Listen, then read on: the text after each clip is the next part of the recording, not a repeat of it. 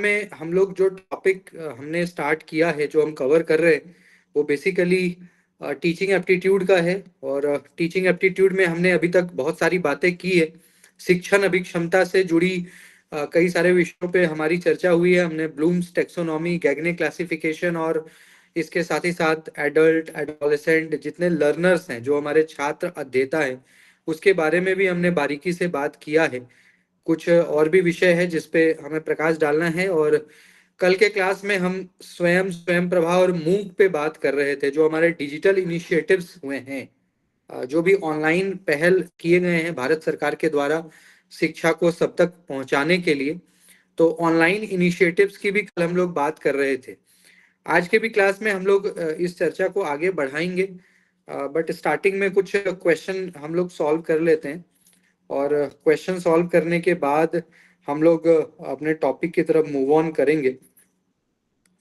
तो मैं आपके साथ स्क्रीन भी साझा कर रहा हूं। हम लोग कुछ क्वेश्चंस पे डिस्कशन करेंगे जो प्रीवियस ईयर के हैं, जो 2023-24 में आया क्वेश्चन है, उस पे हम लोग चर्चा करेंगे और उसके बाद अपने टॉपिक की तरफ भी मूव ऑन कर जाएंगे। तो गाइज आप देख सकते हो आपके स्क्रीन पे आपको नजर आ रहा होगा जो हमारा क्वेश्चन नंबर 1 है। जो हमारा क्वेश्चन नंबर 1 है, आप चाहें तो अपने स्क्रीन को भी जूम कर सकते हो, ऐसे जूम हो जाएगा तो जूम भी कर सकते हो। ये सारा जो क्वेश्चन है गाइस 2023-24 का है, जो लास्ट 2 इयर्स में आया है।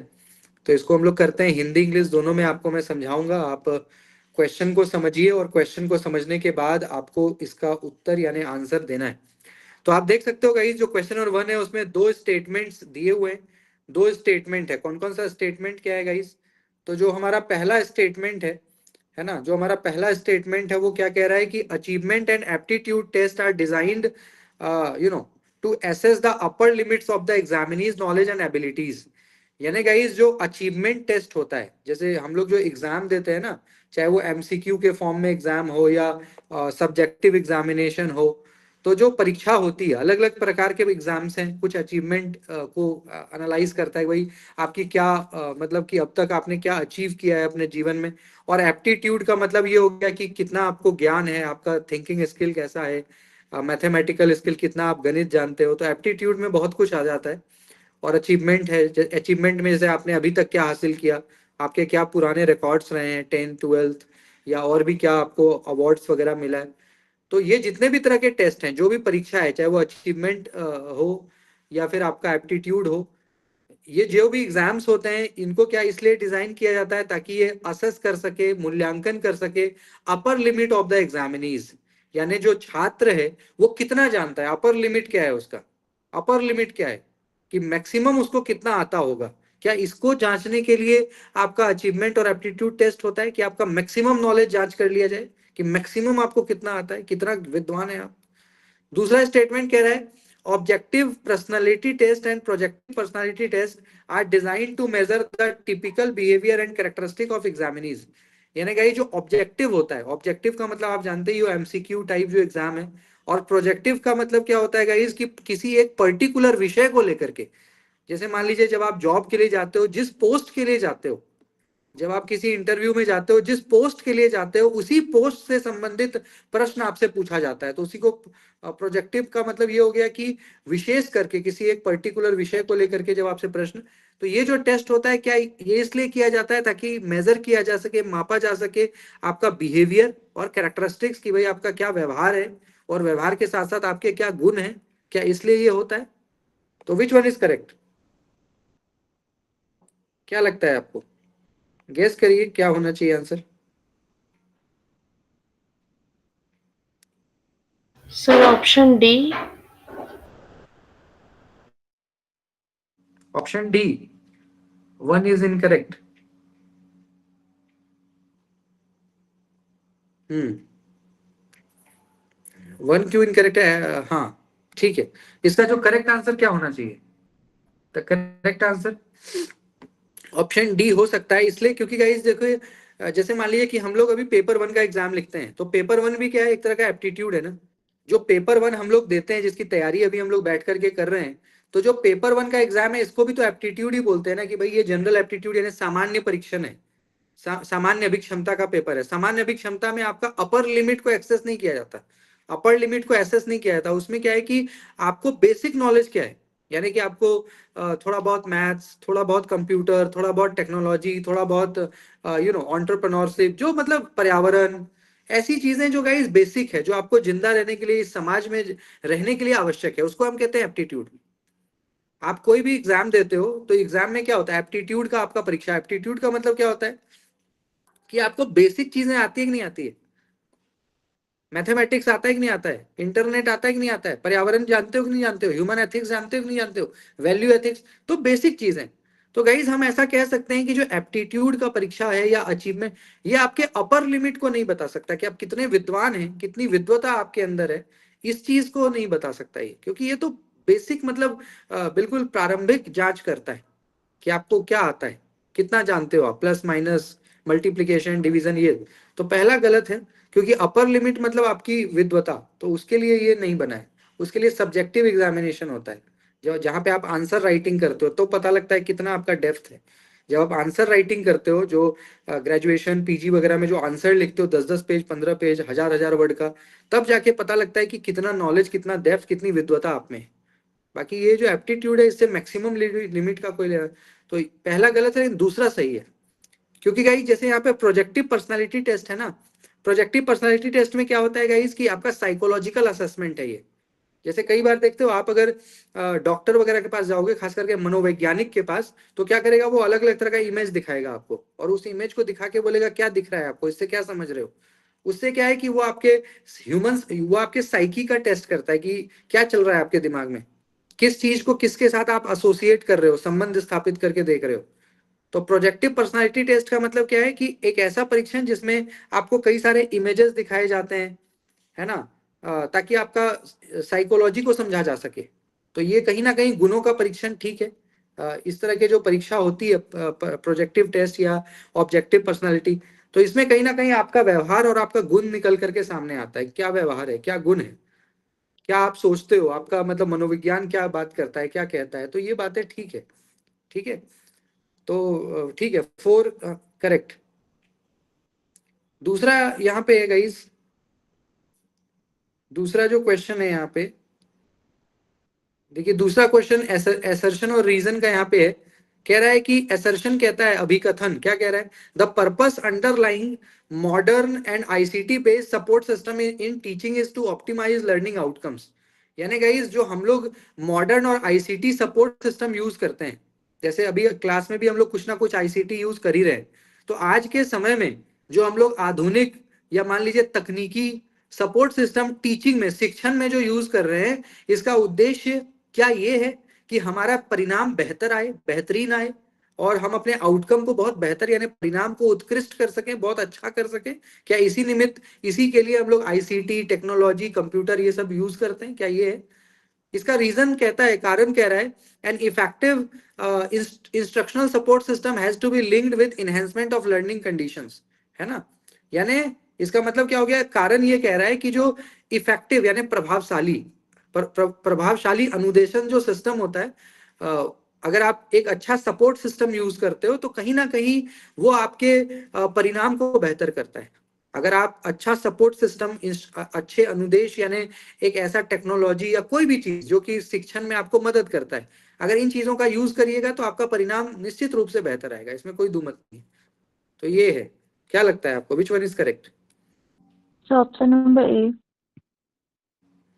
ऑप्शन नंबर ए, क्योंकि हाँ दोनों ही पॉजिटिव पॉइंट्स है ना, दोनों में से कोई भी ऐसा लग नहीं रहा है कि जिसको हम लोग काटे। दोनों, पहला तो ठीक ही है, दूसरा भी मतलब ठीक है, इसमें कुछ ऐसा लग नहीं रहा कि काटा जा सके, है ना। क्योंकि लर्निंग आउटकम को बेहतर करने की बात है, तो उसके लिए तो इंस्ट्रक्शनल मतलब अनुदेशक जो सपोर्ट सिस्टम है, यानी कंप्यूटर वगैरह हो गया, टेक्नोलॉजी हो गया, वो जितना आप यूज करोगे कहीं ना कहीं उससे आपको लाभ ही है। ठीक है, नेक्स्ट क्वेश्चन गाइस, आप देखिए नीचे आपका दिया हुआ है स्क्रीन पे। कह रहा है कि the following is a list of some basic teaching competencies identified through various researches on teaching, which among of them fall in the domain of behavioural competencies. यानी गाइस यहाँ पे क्या है कि कुछ ऐसे टीचिंग के कॉम्पिटेंसी के बारे में दिया गया है जो हम लोग टीचिंग करते हैं या कराते हैं, शिक्षण जो हमारा होता है, तो उसके कुछ गुणों के बारे में यहाँ दिया गया है, शिक्षण के गुण के बारे में आपको बताना है कि इनमें से कौन सा गुण है जो बिहेवियरल माने व्यवहारिक, जो व्यवहार से संबंधित है, टीचिंग के व्यवहार से, टीचर के व्यवहार से, शिक्षक के व्यवहार के से संबंधित है, व्यवहारिक दक्षता से संबंधित है। तो ऐसा कौन सा होता है? Self efficacy, planning, locus of control, communication और फ्लेक्सिबिलिटी। तो इनमें से कौन से ऐसे पॉइंट्स हैं जो आपका व्यवहार के स्तर पे हम उसको जोड़ के देख सकते हैं, व्यवहारिक प्रैक्टिकल वे में या बिहेवियरल के दृष्टि से देख सकते हैं? ऐसे कौन से पॉइंट्स होंगे? सी होना चाहिए। Sir, communicating and flexibility. यानी कि कम्युनिकेशन, आपका संचार, फ्लेक्सिबिलिटी मतलब कि लचीलापन, कि आप सबसे कम्युनिकेट कर रहे हैं, सबसे कनेक्ट हो रहे हैं, है ना? तो लेकिन इसका जो करेक्ट आंसर एनटीए ने दिया है वो बी एंड डी है। यानी कि एक तो प्लानिंग और एक आपका कम्युनिकेशन तो ठीक है, बट कम्युनिकेशन के साथ साथ प्लानिंग, ये दोनों आपके व्यवहार के व्यवहारिक दक्षता को दिखाता है। व्यवहारिक दक्षता को, एक तो आपकी योजना, कि आपकी योजना कैसे है, किस प्रकार से आपने कार्य योजना बना रखी है, और उसके साथ ही साथ आपका संचार, यानी कि कैसे आप बातचीत करते हो। तो ये दो चीज जो है आपका बिहेवियरल माने व्यवहारिक दक्षता को दर्शाता है, व्यवहारिक दक्षता, कि आप व्यवहारिक रूप से किस प्रकार, कैसे बच्चों से जुड़ते हैं। ठीक है, एक और क्वेश्चन हम लोग करते हैं। क्वेश्चन नंबर 5 है गाइस, जिसमें आपको पूछ रहा है कि in which level of teaching the main focus is laid on capturing and systematic presentation of ideas and information. यानी यहाँ पे चार शिक्षण के स्तर तो आप जानते ही हो, शिक्षण के स्तर तो चार यहाँ पे शिक्षण के स्तर है। आपको बताना है कि the main focus is laid on capturing and systematic presentation. यानी गाइस मान के चलिए कि जब हम लोग क्लास करते हैं या कराते हैं क्लास, तो हमारा मेन फोकस किस पे होता है? प्रेजेंटेशन पे, ताकि आइडियाज और इंफॉर्मेशन सही तरीके से बच्चों तक पहुंच जाए। जो भी क्लासरूम कम्युनिकेशन होता है, कक्षा संचार, तो क्लासरूम में जो कम्युनिकेशन होता है उसका मेन फोकस क्या होता है? उसका मेन फोकस क्या होता है कि आपको आइडिया, इंफॉर्मेशन, सूचना ज्यादा से ज्यादा दे दिया जाए। जो सूचना है वो ज्यादा से ज्यादा आपको दे दिया जाए, यही उसका। तो ये किस तरह के लेवल ऑफ टीचिंग में आएगा? ये किस तरह के लेवल ऑफ टीचिंग के अंदर आएगा, जिसमें सूचना का आदान प्रदान, सूचना, आइडिया? ऑप्शन 4 तो मेमोरी लेवल। मेमोरी लेवल ना, क्योंकि हाँ जी। मेमोरी लेवल में ही आप ज्यादा आइडिया, इंफॉर्मेशन जो है ना, वो मेमोरी लेवल पे ही देते हो। तो मेमोरी लेवल पे क्या है इसकी हम कोशिश करते हैं कि ज्यादा से ज्यादा आइडिया हम लोग जो है वो पास ऑन करें। मैक्सिमम आइडिया मतलब, जैसे छोटे क्लासेस में क्या होता है कि छोटे क्लासेस में हम लोग, हमारी ये कोशिश रहती है ना, छोटे क्लासेस में हमारी ये कोशिश रहती है कि हम जो है कहीं ना कहीं क्या करें, ज्यादा से ज्यादा चीजें बच्चों को बता दें। मैक्सिमम चीजें हम क्या करें, बच्चों को बता दें, ज्यादा चीजें उसको सिखा दें। तो इंफॉर्मेशन ओवरलोडेड होता है, और ये मेमोरी लेवल के अंदर ही आएगा, क्योंकि इसमें कोई क्रिटिकल व्यू तो है नहीं, कोई क्रिटिकल या एनालिटिकल या मान लीजिए कि कॉम्प्रिहेंसिव। तो सिस्टमेटिक प्रेजेंटेशन है, मतलब कि ऐसा कि सबको याद हो जाए, सबको समझ में आ जाए, तो सिस्टमेटिक है। कोई ऐसा इसमें कोई प्रैक्टिकल या कोई एक्सपेरिमेंट नया तरीका से, तो ये मेमोरी लेवल में ही आएगा, शिक्षण का स्मृति स्तर के अंदर ही ये हमारा आएगा। ठीक है सर, थोड़ा ऑटोनोमस के बारे में बताएंगे क्या प्लीज? ऑटोनॉमस डेवलपमेंट लेवल का मतलब होता है सर स्वायत्त शिक्षा का, स्वायत्त विकास स्तर। स्वायत्त का मतलब क्या है? जो आप इंडिपेंडेंटली सीखते हो, मतलब जिसमें आपको किसी टीचर या क्लासरूम की आवश्यकता नहीं पड़ती। सेल्फ डेवलपमेंट, स्व विकास। जैसे कई बार होता है ना कि सोसाइटी का इन्वायरमेंट, या जो आपका परिवेश है, या जो आपका पड़ोस है, आपका मित्र है, आपकी संगति है, पारिवारिक जो पृष्ठभूमि है, तो उन चीजों के वजह से भी क्या होता है ना, कि आपको उन चीजों की वजह से भी क्या है कि कुछ कुछ चीजें आप नेचुरली आप में आता रहता है। समाज की वजह से, आपकी संगति की वजह से बहुत चीजें हम लोग बिना क्लासरूम गए भी सीख लेते हैं, बिना टीचिंग के, बिना लर्निंग के भी सीख लेते हैं। तो डेट इज स्वायत्त विकास का स्तर, ऑटोनॉमस डेवलपमेंट लेवल, जो आप खुद से सीखते हो, सेल्फ लर्निंग, है ना। बहुत सारे ऐसे बच्चे होते हैं ना जो बहुत वेल बिहेव्ड होते हैं, उनको सिखाना नहीं पड़ता, वो वेल बिहेव्ड है। बहुत ऐसे बच्चे मिलेंगे जो बहुत सिखाने के बाद भी बिहेवियर उनका नहीं हो रहा है ठीक। इसका मतलब क्या है कि उनकी संगति, उनका परिवेश वो क्या है, अच्छा नहीं है, इसलिए वो वेल बिहेव्ड नहीं है। जो वेल बिहेव्ड है इसका मतलब कि उनको सिखाया नहीं गया, उन्होंने देखते देखते सीख लिया। जैसे परिवेश में रहे, जैसा आपका एक इन्वायरमेंट है, वातावरण, उसी हिसाब से आपने सीखा। तो ये है ना ऑटोनॉमस, यानी सेल्फ, खुद से जो चीजें आप सीखते हो बिना क्लासरूम के, बिना टीचिंग के, बिना टीचर के, तो डेट इज ऑटोनॉमस, स्वायत्त विकास स्तर, शिक्षण का स्वायत्त विकास स्तर। ठीक है, ठीक ठीक है, थैंक यू।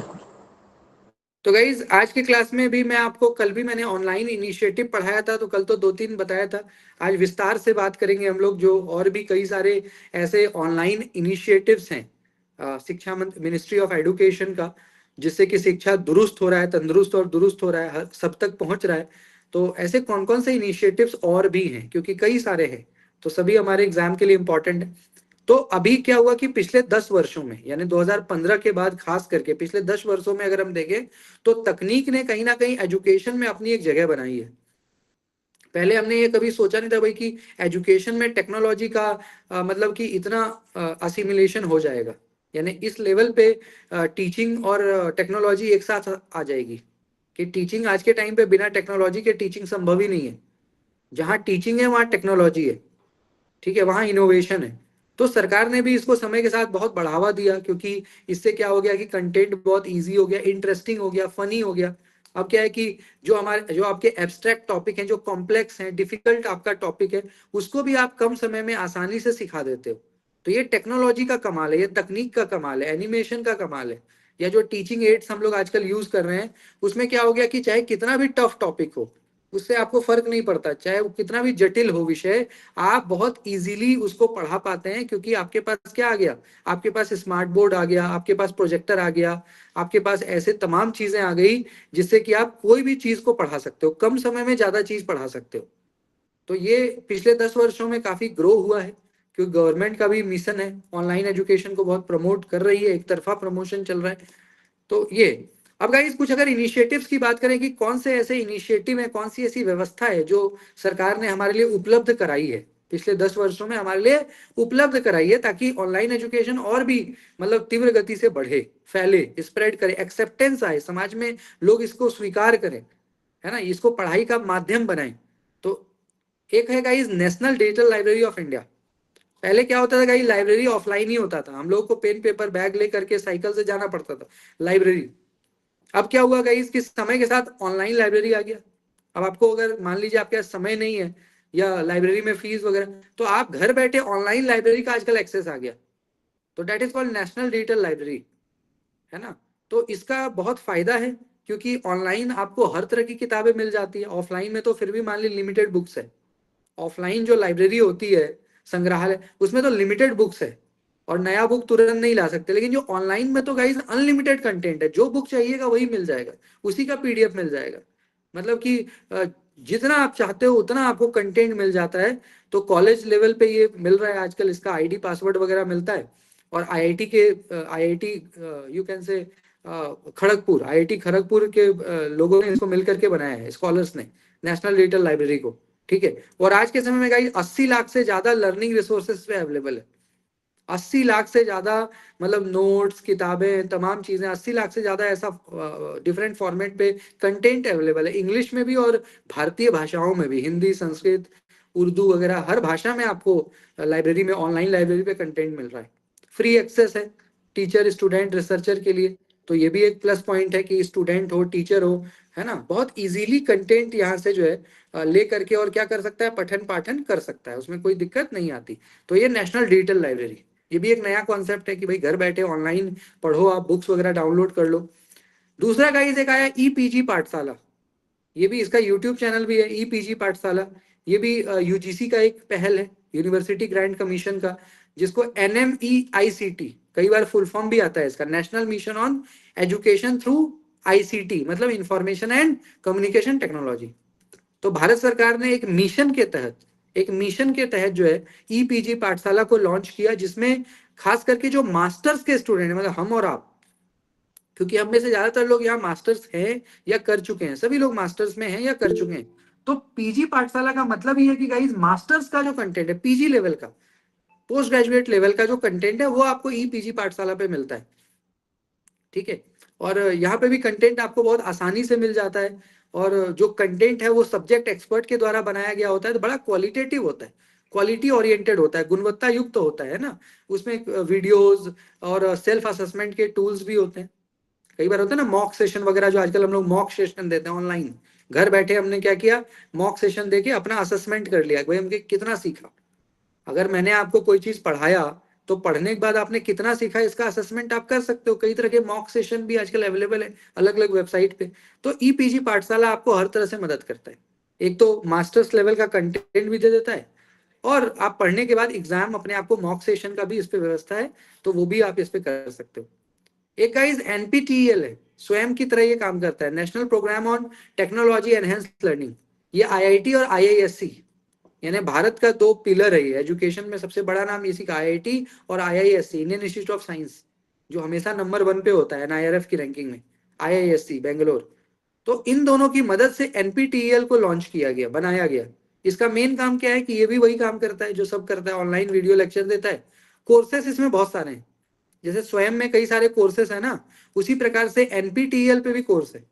और खास करके क्या हो गया, जैसे आजकल आप लोग मतलब कॉलेज में पढ़ाने जाएंगे या स्कूल में भी, तो क्या है कि आपको कुछ ना कुछ डेवलपमेंट मतलब कि कुछ सर्टिफिकेट कोर्स करते रहना है, साल में 1 या 2, पूरे साल में पूरे एक सत्र में दो कोई ना कोई कोर्स आपको 1 या 2 करना है। तो वो कोर्स आप यहीं पे करते हो एनपीटीईएल के वेबसाइट पे। एनपीटीईएल क्या करता है, साल में 50 कोर्स लॉन्च करता है, ट्रांसलेशन का या लैंग्वेज का, ह्यूमैनिटीज का, इंजीनियरिंग का, तमाम कोर्सेज, उसमें से कोई 1 या 2 आप कर लो। 2 महीना 3 महीना का कोर्स होता है और फिर एग्जाम होता है, फिर आपको सर्टिफिकेट भी मिलता है। तो एनपीटीईएल इसमें आपकी मदद करता है, खास करके ये प्रमोशन वगैरह में काम आता है, प्रमोशन में या फैकल्टी डेवलपमेंट प्रोग्राम, कि भाई जो टीचर है उनकी ट्रेनिंग भी होती रहे, उनका भी सर्टिफिकेशन कोर्सेस होता रहे, ताकि वो भी डेवलप करता रहे उनका माइंड, है ना।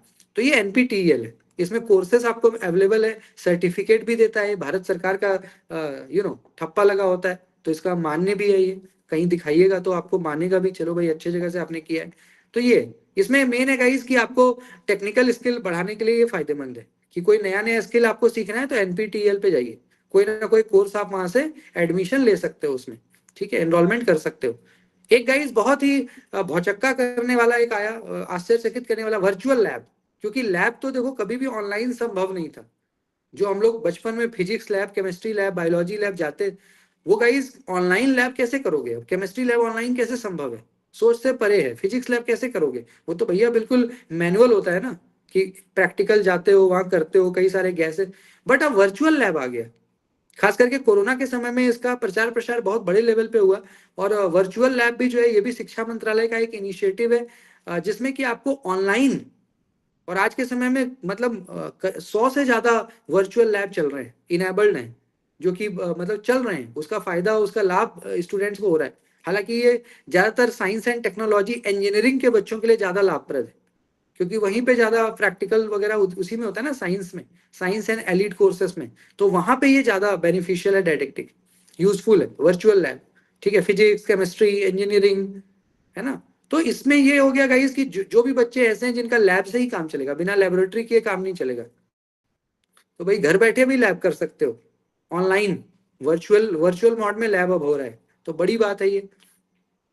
इसके बाद गाइस एक इनिशिएटिव आया ई ज्ञान कोश करके। ई ज्ञान कोश क्या है, जैसे इसका नाम है वैसे ही काम है। ई ज्ञान कोश क्या है गाइस, ये भी एक डिजिटल रिपोजिटरी है, जो इग्नू के द्वारा बनाया गया। इग्नू, आप में से कई लोग इग्नू के स्टूडेंट भी हैं, रहे हैं या हैं वर्तमान में, तो इग्नू ने बनाया किसको, ई ज्ञान कोश को, है ना। और ये क्या करता है गाइस, आपको मटेरियल भेजता है। आप देखिएगा कि जब आप इग्नू में एडमिशन लेते हो, जब आप इग्नू में एडमिशन लेते हो तो आपको बुक्स वगैरह जो आता है, पोस्ट के थ्रू जो बुक आता है, उसमें ई ज्ञान कोश लिखा हुआ होता है। तो ई ज्ञान कोश क्या है गाइस, इसका काम है कि लर्निंग मटेरियल आपको प्रोवाइड कराना, खास करके जो दूरस्थ शिक्षा, खुला शिक्षा, ओपन एजुकेशन के जो भी कंटेंट है, लर्निंग मटेरियल है, वो कौन बनाएगा, ई ज्ञान कोश बनाएगा। इसका अपना चैनल भी है, यूट्यूब पे भी आपको मिल जाएगा, ठीक है। और इसका भी फायदा है कि आप यहाँ पे हर तरह के मटेरियल आपको मिल जाते हैं, खास करके इग्नू से रिलेटेड। तो जो लोग भी इग्नू में हैं, इग्नू के स्टूडेंट हैं, वो ई ज्ञान कोश के यूट्यूब चैनल पे भी जा सकते हैं, और उसका लर्निंग मटेरियल भी अवेलेबल है, तो फायदा है। इसके बाद गाइस दीक्षा, इस बार एग्जाम में आया था ये दीक्षा। दीक्षा का फुल फॉर्म भी कई बार एग्जाम में आ चुका है। तो दीक्षा का फुल फॉर्म क्या है guys, digital infrastructure for knowledge sharing, यानी एक ऐसा प्लेटफॉर्म, एक ऐसा इंफ्रास्ट्रक्चर है जिसमें हम लोग नॉलेज शेयरिंग करते हैं, ठीक है। और ये भी शिक्षा मंत्रालय का एक पहल है, खास करके टीचर और स्टूडेंट के लिए, जो क्या करता है, डिजिटल टीचिंग प्रोवाइड करता है। जैसे अभी मैं करा रहा हूँ, ये क्या है, डिजिटल टीचिंग, ऑनलाइन टीचिंग। तो ऑनलाइन टीचिंग प्रोवाइड कराता है ताकि क्लासरूम लर्निंग बेहतर हो सके। ओके, और खास करके ये भी हम कह सकते हैं कि जैसे इग्नू के कंटेंट कौन देता है, ई ज्ञान कोर्स। वैसे ही गाइस नॉर्मल लाइफ में जो ऑनलाइन हम लोग लर्निंग वगैरह करते हैं ना, ऑनलाइन जैसे अभी मैं ले रहा हूँ क्लास, तो इस स्थिति में जो है ना, आपका ये जो दीक्षा ये क्या करेगा, आपको लर्निंग मटेरियल उपलब्ध करा देगा। तो इसमें लर्निंग मटेरियल इजीली मिल जाता है, कंटेंट वगैरह ना, पीडीएफ्स वगैरह, तो जिसमें ऑनलाइन आप पढ़ सकते हो। तो online text book, lesson plan, videos, और सिर्फ इंग्लिश ही नहीं, हिंदी जो भारतीय भाषा है उसमें भी आपको मिलता है। इंडिया के कई सारे लैंग्वेजेस में आपको कंटेंट दीक्षा देने का काम करता है, इसलिए इसका नाम ही है digital infrastructure for knowledge sharing. ठीक है, इसके बाद गाइस एक आ गया आजकल एनएडी, नेशनल एकेडमिक डिपोजिटरी। ये तो बहुत मतलब लाभप्रद है ना, बड़ा लाभप्रद चीज ये आ गया, एनएडी, नेशनल एकेडमिक डिपोजिटरी। क्योंकि गाइस आपका जितना सर्टिफिकेट है, पहले कितना डर होता था ना, कहीं आप गए इंटरव्यू में, ट्रेन में छूट गया सर्टिफिकेट का पूरा जो बैग था, झोला छूट गया, कहीं गिर गया, चोरी हो गया, गायब हो गया, चूहा काट दिया, बहुत तरह की बात। अब क्या हो गया गाइस, एनएडी आ गया, नेशनल एकेडमिक। इसमें क्या है कि जितना आपका डिग्री है, जितना आपका सर्टिफिकेट है, सब ऑनलाइन है। ऑनलाइन जो है सब कुछ उस पर अवेलेबल है, आप जाइए वहां पे अपना आईडी वगैरह बनाइए, फोन नंबर से जुड़ जाएगा, आधार नंबर वगैरह, और आपका जितना अभी तक का डिग्री है, 10th का, 12th का, इवन आगे चल के यूजी पीजी भी आज उस पर आ गया है अब, पीएचडी का, या आधार कार्ड, लाइसेंस वगैरह, पेन कार्ड, जो भी। तो पहले क्या था गाइस कि हर जगह हम लोग को वो फिजिकल कॉपी लेके जाना पड़ता था, हार्ड कॉपी लेके जाना पड़ता था, तो डर होता था खोने का, फटने का, पुराना हो जाने का। बहुत डर होता है ना, क्योंकि वो एक बार खो जाएगा, फिर उसको बनवाने में पता नहीं क्या होगा, बनवा भी नहीं पाइएगा आप। अगर 10th, मान लीजिए कि किसी का 10th का रिजल्ट खो जाए, 12th का रिजल्ट खो जाए, आप समझ रहे हैं उसको बनाने में कितना हालत, बनेगा भी नहीं, वो पता भी नहीं होगा कैसे बनता है। तो गाइज एक बार डिग्री खो जाने के बाद बड़ी दिक्कत है, वो भी 10th 12th का डिग्री, यूजी का, पीएचडी का, कहाँ से फिर से बनने में सालों लग जाएगा, वो भी सही लोगों तक पहुंचेगा, बनेगा। तो ऐसे में नेशनल एकेडमिक डिपॉजिटरी आने से क्या हो गया कि ऑनलाइन अब है सारा चीज। अब आप अपना रोल नंबर डालिएगा, 10th का रोल नंबर डालिए, 12th का रोल नंबर, जैसे ही रोल नंबर डालोगे आपका रिजल्ट आ जाएगा, और उसको कहीं दिखाइएगा वो स्वीकार्य है, क्योंकि सरकार ने खुद उस पर ठप्पा लगा रखा है। सरकार ने उस पर खुद मुहर लगा दिया कि भैया अब एनएडी के थ्रू जो हमारा डॉक्यूमेंट कोई भी देखेगा तो वो वेरीफाई कर देगा, उसको उसको हार्ड कॉपी मांगने की उसको जरूरत नहीं है। तो ये फायदा है। अभी जैसे कुछ दिन पहले मुझे एक बैंक अकाउंट खुलवाना था, है ना, बैंक अकाउंट, तो उसमें आपका पैन कार्ड मांग रहा था। अब पैन कार्ड मेरे पास मान लीजिए हार्ड कॉपी उसकी नहीं थी, तो आधार कार्ड वगैरह जो भी डॉक्यूमेंट्स तो नहीं थी, तो इसी से मैंने किया। मैंने पूछा कि भाई हो जाएगा, हाँ एक्सेप्ट हो जाएगा। तो क्या किया, तुरंत 2 मिनट लगा, और तुरंत अपना नंबर डालिए, आधार नंबर आ गया, पेन नंबर डालिए, आ गया पेन नंबर, दिखा दीजिए, स्वीकार है हर जगह। तो ये बहुत फायदेमंद है। 10th का रिजल्ट कोई मांग रहा है, तुरंत रोल नंबर डालो, हाँ भाई देखो 10th। 12th का मांग रहा है, ये देखो 12th। कोई जरूरत ही नहीं हार्ड कॉपी की, हो जाएगा, बहुत तरह की बात है। तो ये भी हो गया, हर तरह के सर्टिफिकेट आप इस पे रख सकते हो। ठीक है, इसके साथ ही साथ गाइस सारे रिकॉर्ड को ये सिक्योर आपके मतलब जीने के साथ और जीने के बाद, ये तो ऑनलाइन रिकॉर्ड कहाँ जाएगा, कहीं नहीं जाएगा, ये हमेशा जिंदा रहेगा। तो ये एक इसमें फायदा है। जैसे अभी एक स्टूडेंट हमारी 2022-23 में आती थी, Madhu Maurya, mass communication and journalism था उनका, और उन्होंने जेआरएफ कर लिया, एक ही बार में हो गया था, बड़ी अच्छी स्टूडेंट थी। तो फर्स्ट अटेम्प्ट में उन्होंने जेआरएफ कर लिया इन मास कम्युनिकेशन एंड जर्नलिज्म, तो जेआरएफ हो गया। अभी मुझे उनका मैसेज आया 1 महीना पहले, मतलब 1 साल 1.5 साल हो गया उनका, क्या 1 1.5 साल अभी, कि सर मेरा जो है ना, मेरा जेआरएफ तो हुआ था ना, लेकिन मैंने सर्टिफिकेट आता है ना, जब आप नेट जेआरएफ करिएगा ई सर्टिफिकेट आता है रिजल्ट आने 2 महीना बाद। तो उसने कहा कि मैं भूल गई थी उस टाइम डाउनलोड करना, और अब जो है वेबसाइट बंद हो गया, तो डाउनलोड नहीं हो रहा है। तो ऐसे में मैं कहीं एडमिशन के लिए जा रही हूँ या जॉब के लिए, तो कह रहा है मुझे सर्टिफिकेट चाहिए, मैं नहीं दिखा पा रही हूँ, तो मुझे भगा दे रहा है, यानी मुझे कह रहा है नहीं आपको नहीं, मतलब कि होगा, ऐसे दिखाना पड़ेगा सर्टिफिकेट। तो इसका क्या जुगाड़ है, कोई जुगाड़ नहीं है, वेबसाइट बंद हो गया। तो ये, तो अब आप ये समझिएगा इसकी किसी स्टूडेंट ने मेहनत किया होगा कितना, तब जाके जेआरएफ इन जर्नलिज्म। अब 1 साल बाद जब उसको यूज करने की बारी वो आई, तो सर्टिफिकेट ही नहीं है उनके पास, क्योंकि उस टाइम जब रिजल्ट आया था उन्होंने सर्टिफिकेट डाउनलोड नहीं किया, प्रिंट आउट निकाला नहीं, हार्ड कॉपी उसका रखा नहीं। अब जब 1 1.5 साल बाद वो रिजल्ट निकालने जा रही है, तो वेबसाइट उसका जो है बंद हो चुका है, यानी वो एक्सपायर हो चुका है ना, लिंक एक्सपायर हो जाता है, 6 महीने तक ही एक्टिव रहता है। अब देखिए, समझ, ऐसा एक केस नहीं, ऐसा मेरे पास 4 5 केस अभी आया है पिछले दिनों। तो ये बड़ा भयावह है किसी का एक और ऐसे ही हिंदी से उनका नेट हुआ था लास्ट टू लास्ट ईयर, तो उनके साथ भी यही केस हुआ। जब उनका रिजल्ट आया नेट का, उन्होंने हार्ड कॉपी नहीं निकाला। जब 1 साल बाद जब उनको जरूरत पड़ा उसका पीएचडी या जॉब के लिए, जब उसका जरूरत पड़ा तो उनको मांगा गया भैया दो हार्ड कॉपी, तो उन्होंने वो दिखा नहीं पाई, वो ऑनलाइन ऐसे करके जो स्क्रीनशॉट वगैरह, तो एक्सेप्ट नहीं किया। तो इसलिए गाइस ऐसी चीजें क्या है ना कि ऐसी चीजें बहुत फायदेमंद है, क्योंकि इन जगहों पे अब क्या है, समय के साथ आपका हर तरह का सर्टिफिकेट आ जाएगा। तो इनकेस मान के चलिए गाइस, खुदा ना खास्ता अगर आपका खो भी गया, तो कम से कम डिपॉजिटरी पे अगर आपने रखा है, डाउनलोड करके रखा है, तो दिखा दीजिएगा, कम से कम आपका जान तो बचेगा, एक्सेप्ट तो कर लेगा, स्वीकार तो हो जाएगा, है ना। फॉर अ टाइम बिंग तो चलो आपका काम हो जाएगा, बाद में फिर आप बना लोगे उसको, कहीं से जुगाड़ करोगे। तो इसलिए एनएडी का बहुत मतलब लाभ है, बहुत लाभ है। कई बार तो किसी किसी का 10th का रिजल्ट खो जाता है, 12th का खो जाता है, बहुत दिक्कत होती है ना। फिर गाइज एक शोध गंगा आप सब लोग जानते हो गाइज, बहुत ही वाइब्रेंट है ये, और खास करके रिसर्च में बड़ा हेल्प करता है शोध गंगा। क्योंकि शोध गंगा पे क्या है गाइज, जितना आज तक थीसिस लिखा गया, डिजर्टेशन और थीसिस, भारत में जितने भी पीएचडी होते हैं, जितने भी एमफिल हुए हैं, तो वो जितने थीसिस डिजर्टेशन है सब आपको शोध गंगा पे मिलता है ना। और इसको कौन मैनेज करता है? इनफ्लिपनेट। फुल फॉर्म क्या है? Information and library network. कई बार एग्जाम में फुल फॉर्म भी आता है। इनफ्लिपनेट क्या फुल फॉर्म है? Information and library network. तो शोध गंगा का फायदा क्या है कि दुनिया भर का थीसिस यहाँ पे डला हुआ है, दुनिया भर का डिजर्टेशन डला हुआ है। अब आपको रिसर्च करना है, पीएचडी करनी है, आपका इंटरेस्ट एरिया जो है, शोध गंगा पे जाइए, शोध गंगा पे जाके अपना रिसर्च एरिया डालिए, 50 थीसिस आ जाएगा, उसमें से एक दो थीसिस डाउनलोड करके पढ़ लो। जैसे ही एक दो थीसिस रीड आउट करोगे, खुद दिमाग खुल जाएगा आपका कि मुझे क्या करना चाहिए। एक दो पढ़ लीजिएगा तो खुद आपको समझ में आ जाएगा ना कि अब आपको क्या करना है, इसी के तरह आपको भी कुछ नया करना है। तो काफी मदद मिलती है शोध गंगा के आने से, और सब ऑनलाइन अवेलेबल है। तो 24/7 शोध गंगा आपकी मदद करता है। और सबसे बड़ी बात, आज के टाइम में 3 लाख, आप समझिए 3 लाख पीएचडी थीसिस इस पे आ चुका है, वो भी फ्री में। जितने लोग पीएचडी करते जाएंगे, सबका थीसिस किस पे आएगा? शोध गंगा पे डल जाएगा ऑटोमेटिकली, यूनिवर्सिटी वाले डाल देंगे। ठीक है जी। और इससे क्या हो रहा है? रिसर्च प्रमोट हो रहा है।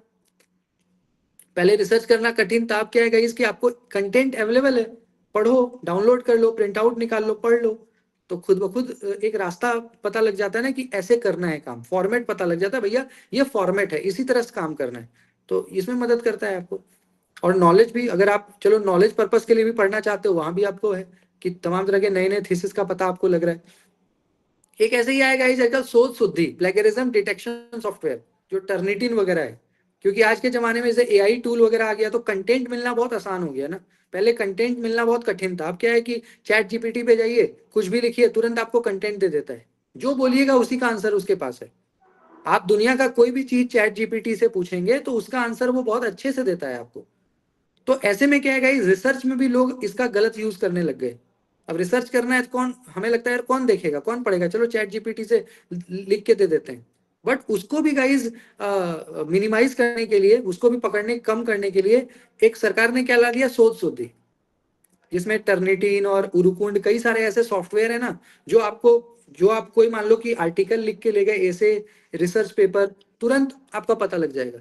अगर आपने कहीं से चोरी की है, साहित्यिक चोरी की है और कॉपी पेस्ट किया है गूगल से, विकिपीडिया से या एआई वगैरह कहीं से भी, तो वो तुरंत बता देगा कि भैया ये जो लिखा हुआ है ना, ये सारा कॉपी पेस्ट है, इस पे विश्वास मत करो, ये सारा नकल किया हुआ है। तुरंत आपका फाड़ के फेंक देगा वहीं पे, यानी आपका रिजेक्ट कर देगा। तो ये भी है, ठीक है, यानी कि जो हमारी साहित्य की जो साहित्यिक चोरी है, प्लेगरिज्म है, उसके डिटेक्शन के लिए भी सॉफ्टवेयर आ चुका है।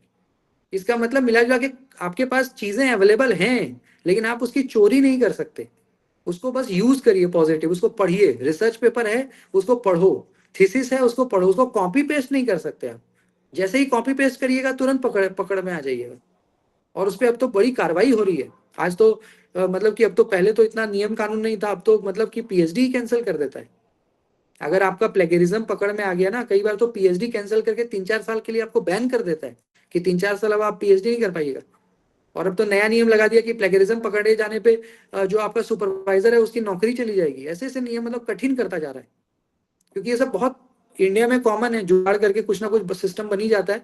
तो इस चीज को कम करने के लिए ऐसे मतलब कि कड़े मानक बनाए जा रहे हैं कि डर से आप ऐसा करो ही ना, और पकड़े जाने पे बड़ी लंबी चौड़ी कार्रवाई है। ठीक है, मतलब करियर आपका खत्म हो सकता है, ऐसी स्थिति, ऐसे से नियम बन रहे हैं अब कॉपी पेस्ट करने पे, ठीक है।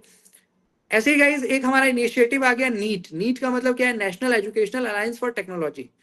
ये भी वही है गाइज कि यहाँ पे एजुकेशन को टेक्नोलॉजी कंपनी वगैरह से जोड़ना, ठीक है, सॉफ्टवेयर टूल्स वगैरह से जोड़ना, कि एजुकेशन को कैसे आप जो हमारा टेक कंपनीज वगैरह है ना, टेक्नोलॉजी के कंपनीज वगैरह, तो उससे कैसे हम जोड़ सकते हैं, ठीक है। इसके बाद गाइस स्पोकन ट्यूटोरियल, कई लोगों को है कि भाई हम स्पोकन सीखें, इंग्लिश बोलना सीखें, या कोई कोई लैंग्वेज सीखें, जैसे ऑनलाइन आईटी से रिलेटेड भाषा है, जावा वगैरह, एसक्यूएल, लाइनेक्स, पाइथन, है ना, एसक्यूएल वगैरह, कई सारे ऐसे कंप्यूटर से रिलेटेड भी लैंग्वेज हैं, प्रोग्रामिंग लैंग्वेज वगैरह। तो उसके लिए क्या आ गया, स्पोकन ट्यूटोरियल।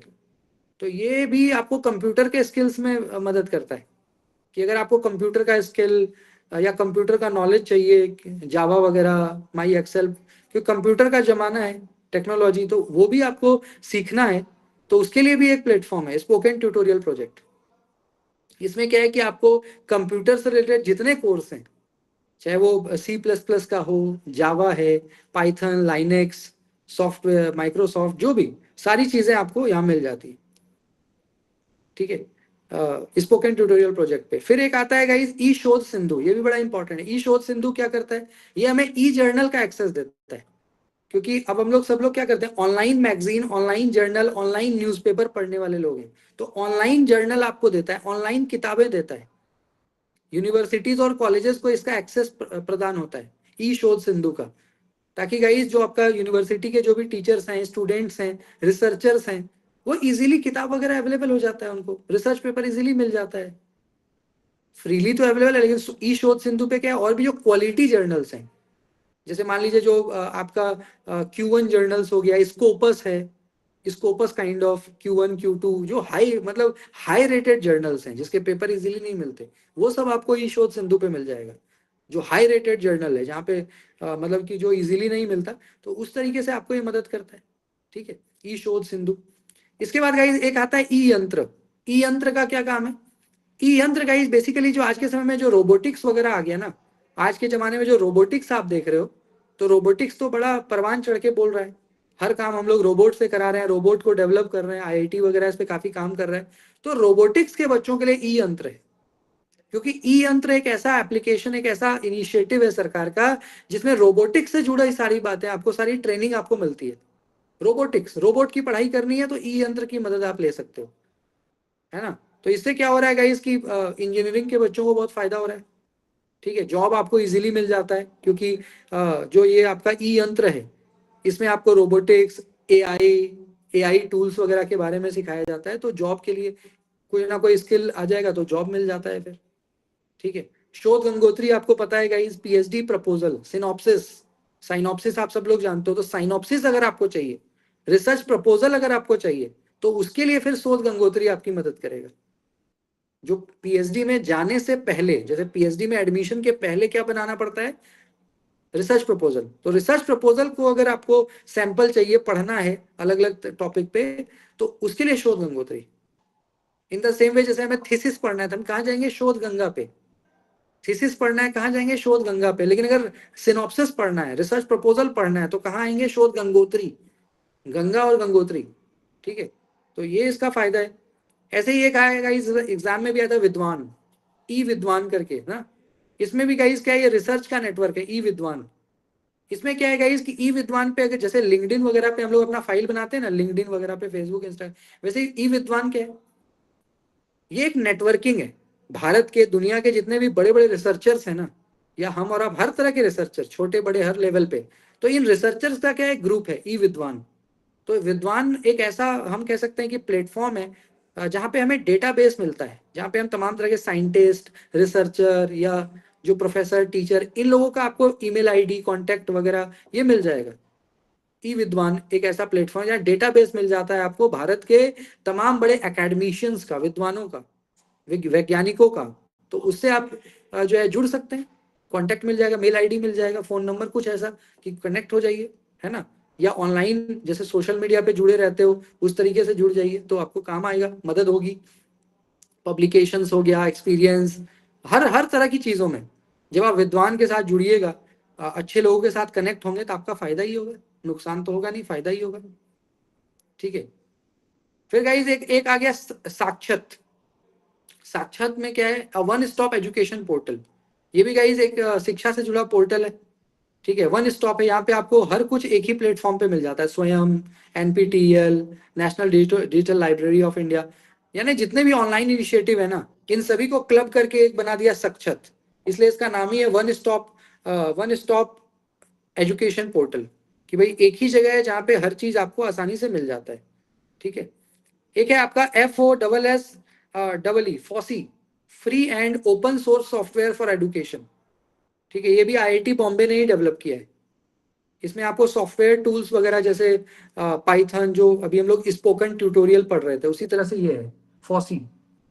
तो जितने भी कंप्यूटर से रिलेटेड लैंग्वेज है, चाहे वो जावा हो या फिर मान के चलिए आपका लैटेक्स है, या जितने भी नई नई भाषाएं आती है ना, कंप्यूटर में भी बड़े सारे लैंग्वेजेस हैं, तो उसके लिए ये मदद करेगा आपको FOSSEE, free and open source software for education. ठीक है, तो जितने भी ऐसे सॉफ्टवेयर टूल्स हैं वो आप सीख सकते हो। खास करके एक टेक्नोलॉजी के बच्चों में ज्यादा इसका एक प्रचलन है, प्रचार करता है और मदद करता है। तो इस तरीके से गाइस, ऐसे ही नेशनल नॉलेज नेटवर्क करके है ना। फिर आपका शिक्षा शिक्षा सदन करके है, शिक्षा सदन।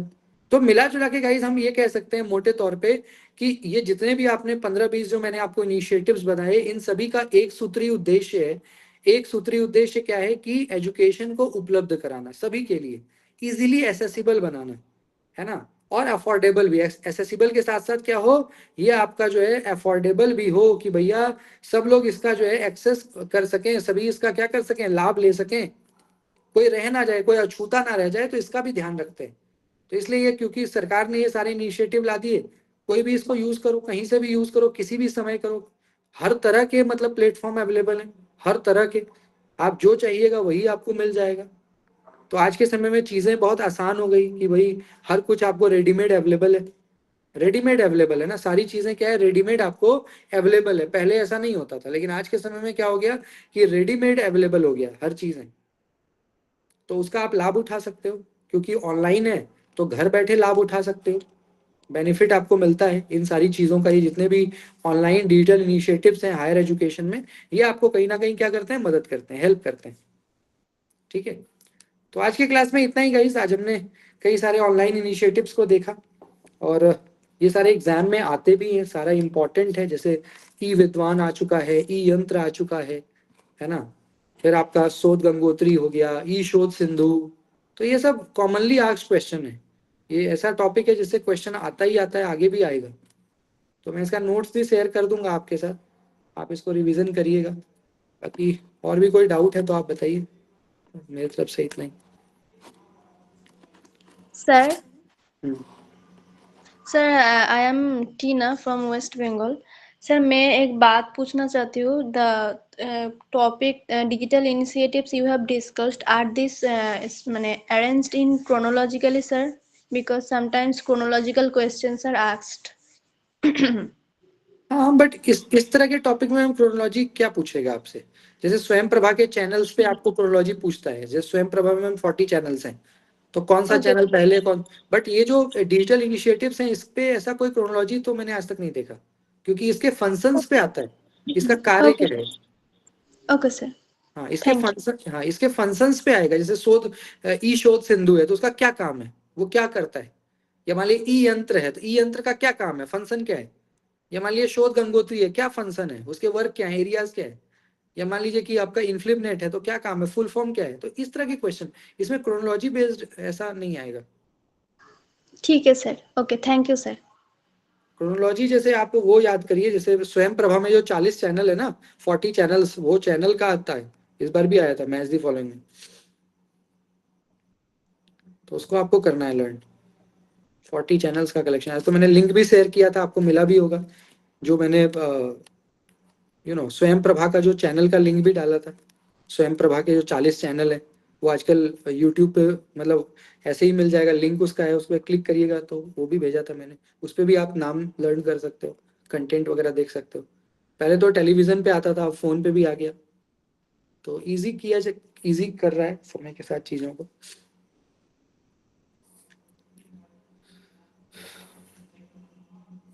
ठीक है, और कोई डाउट है तो बताइए, अदरवाइज कल मिलेंगे फिर।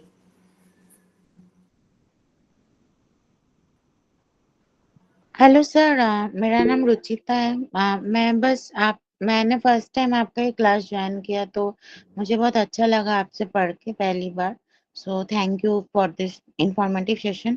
मुझे बस इतना पूछना था कि आपने ये जो डिजिटल इनिशिएटिव्स का पढ़ा है हमें, तो इसका कोई नोट या पीडीएफ आप हमें प्रोवाइड करवा सकते हैं, ताकि हम एक जगह इसको ये मिल सके, या एटलीस्ट आप हमें नाम वाला ही अगर लिख के थोड़ा भेज दे तो भी नहीं, हम लोग खुद। ये जो पीडीएफ मैं पढ़ा रहा हूँ, मैं यही भेजूंगा। आप कौन से ग्रुप पे हो? हम मेरे कौन से ग्रुप पे हो? क्या नाम है ग्रुप का जिस पे हो आप? फ्यूचर इंग्लिश, फ्यूचर वाले पे? हाँ, फ्यूचर वाले पे जिससे लिंक मिला है जी। उस पे भेजता हूँ अभी, नोट्स में भेज दूंगा अभी उसमें। ठीक है sir, thank you so much.